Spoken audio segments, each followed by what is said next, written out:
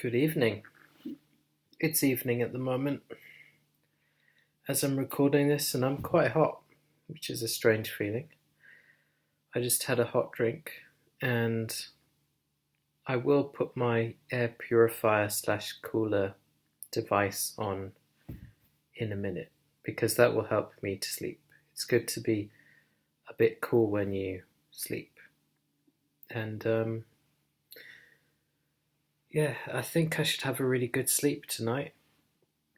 I've been finding it quite hard to eat enough food. That's what I've noticed recently.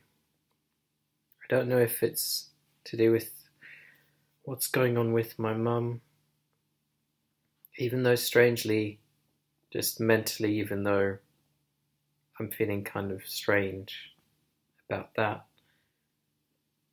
Physically and symptomatically, I feel like I'm doing really well. So it's kind of ironic. Yeah, it feels kind of strange just how symptomatically I'm feeling really good. And my last scan was really good. Still having them without gadolinium because I know so much now about that. It's quite concerning. And you can't really do anything about it. I've looked into that as well. So I just don't have it. If you have someone who's very skilled at looking at these scans, you don't necessarily need it. What else? So with my mum, what we're doing now, because her disease is progressing quite fast, is that we're going to try and consult with the Care Oncology Clinic and try using repurposed drugs that target multiple pathways.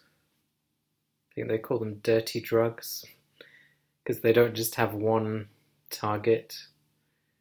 They have multiple targets, and that's what you should do with cancer because it's a very, especially advanced cancer, it's very complicated and is using multiple fuels for energy. It's even eating into her lean tissue, so she's getting quite frail now, I've noticed. And it's a process as well that I spoke about before, macropinocytosis.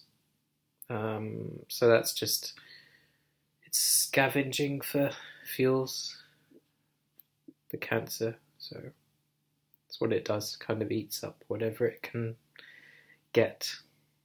That's not a very good explanation of it, but because it's a lot more complicated than that. But I'm kind of tired at the moment.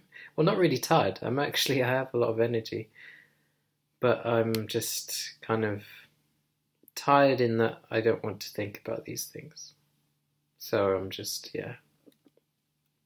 But I will have a good sleep tonight.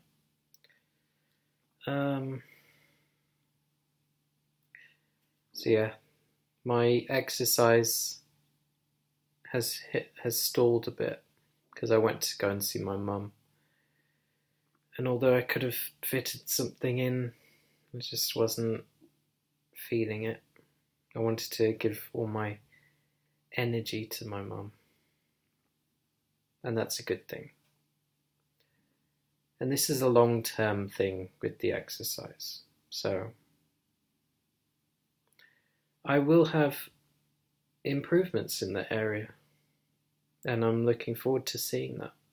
Not just seeing it, but experiencing it. Seeing it's just like nothing really. Interestingly, just my body on a ketogenic diet has changed quite a lot. Just my body composition has changed. And it's not actually to do with the diet itself. It is and it isn't. It's just, it's more my mental health. I notice that has the biggest kind of impact on it. And mentally, I can get a bit up and down. But it's more or less controlled on a ketogenic diet. because I had problems with depression and mood swings. Not mood swings, but I don't like calling it that, but I had a lot of problems, serious problems, not just like getting moody or whatever. You can still have mental health problems and difficulties on any diet, just through circumstances. And for example, if something traumatic happens to you, you could have the most perfect diet in the world, but obviously that's going to affect you mentally. And I let something get to me earlier and I had a focal seizure. And then it reminded me just to put things into perspective and to think that things can always be worse and there's always hope. Two important things. Things can always be worse and there's always hope. I'm not a religious person, but I believe in things that we can't quite understand. And I believe in energies, if you like. I don't know what that means.